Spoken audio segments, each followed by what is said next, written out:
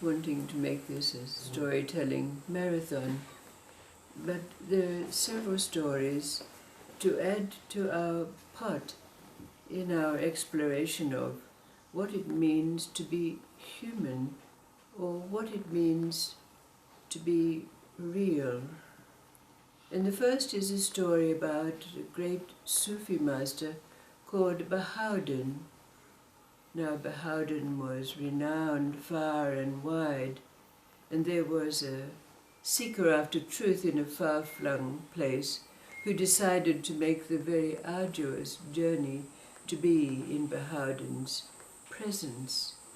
But when he arrived at the very humble abode of Bahauddin and he knocked on the door was answered by Bahauddin's wife, and she was a shrew, demanding of him immediately, "Who are you and what do you want here?"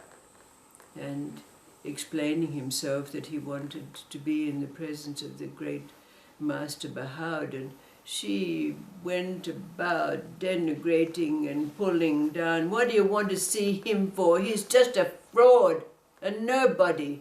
Why would you want to believe in him? Go away." But of course the seeker after truth brought out all of those things that he'd learned, but whatever.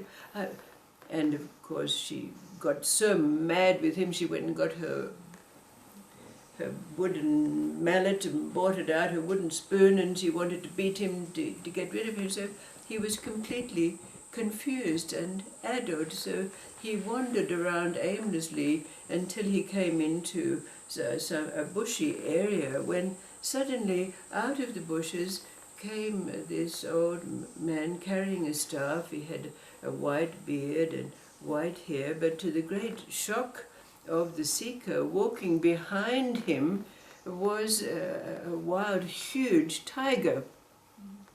But the seeker after truth could see from the appearance and the aura of this being that it was indeed the great Master Bahauddin himself, and making the proper salutations and obeisances to him. But Bahauddin, being as he was, looked at this seeker after truth, seeing his ashen face and his demeanor, and he just said to him, "Oh, you've met her." And the seeker after truth said, "Yes, and I don't understand, how is it that you, an illustrious master, have a wife like this?" And Bahauddin replied to him quietly, "Well, how else do you think I learned to tame this tiger?"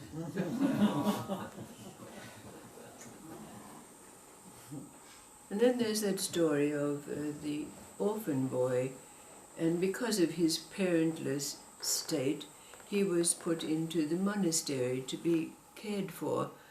But he grew into a giant of a man, but a gentle giant.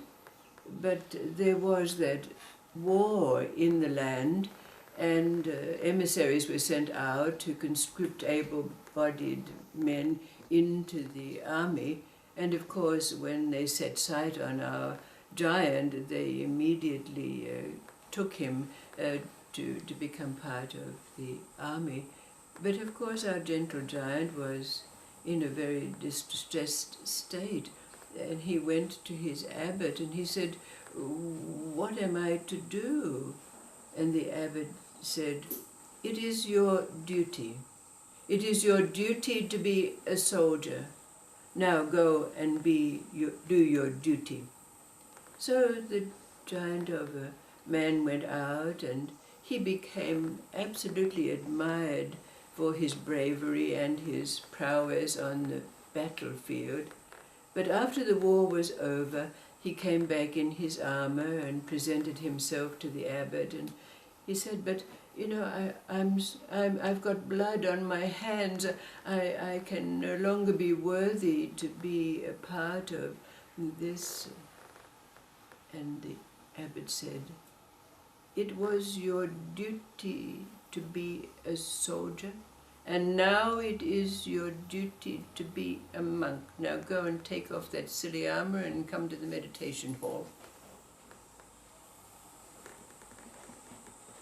Then there's a final story about a seeker who was called Lajjawadi, surprisingly. Don't know where that came from. That's his name, Lajjawadi. So Lajjawadi had been with a spiritual master for some long while, and his spiritual master told him that it was time for him to go and turn inward and find that peaceful place within himself. So Lajjawadi went off to the forest, and he started that inward contemplation and meditation, and after some while he did master the art of blocking out all of the sounds that disturbed his inward contemplations.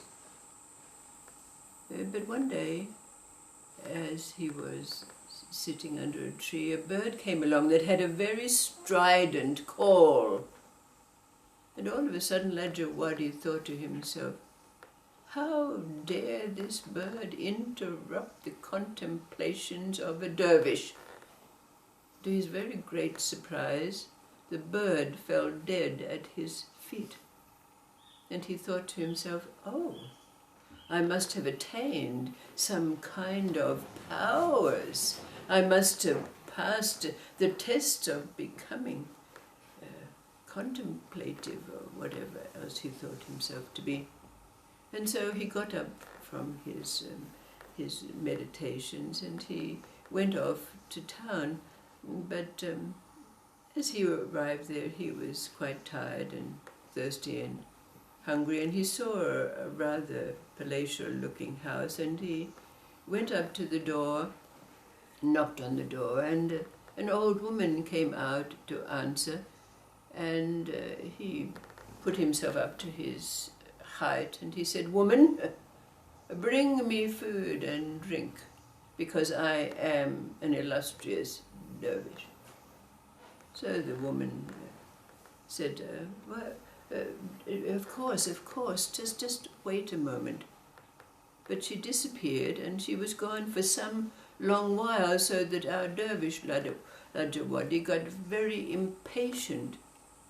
So when she came back to the door, he chastised her in no uncertain terms. "Don't you know that illustrious dervish can punish those who do not fulfill what is required of them in the moments?" And the old woman just looked at him and said, "What do you think I am, a bird in a tree?" And he immediately recognized that she could read his mind, and so he was very abashed by that and apologetic, and he said, "Well, how did you attain these powers?"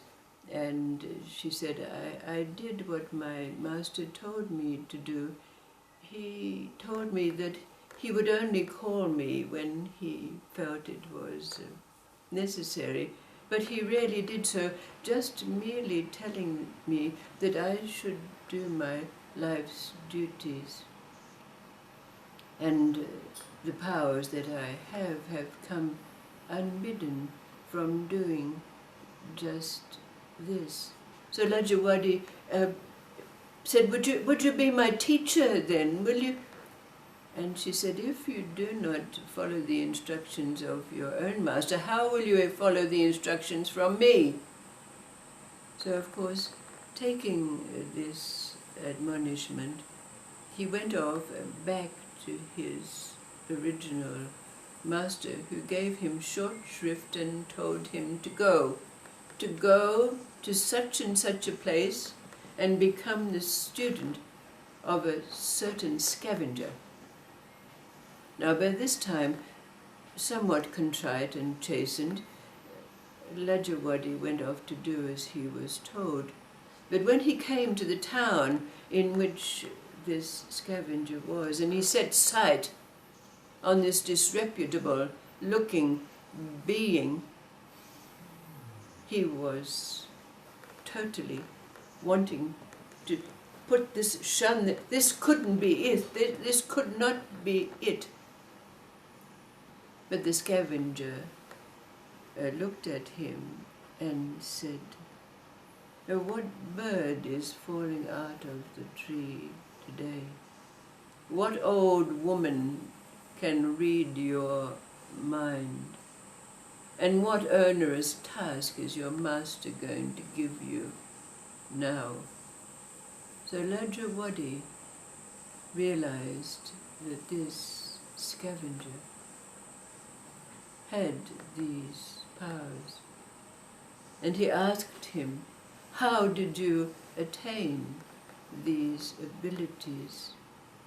And the scavenger said, "It was by eschewing, by shunning appearances and rituals and completing the duties of life. Duty is duty, you fool." So Lajawadi became the student of the scavenger and came himself to shed appearances and rituals,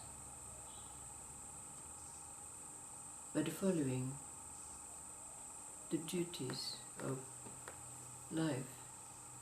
He became one of the great Sufi teachers of the day. So the question that arises from these stories is, in this place where we no longer need to try, what is the meaning for us of duty? Action in relationship to life. What is the meaning of duty for us now?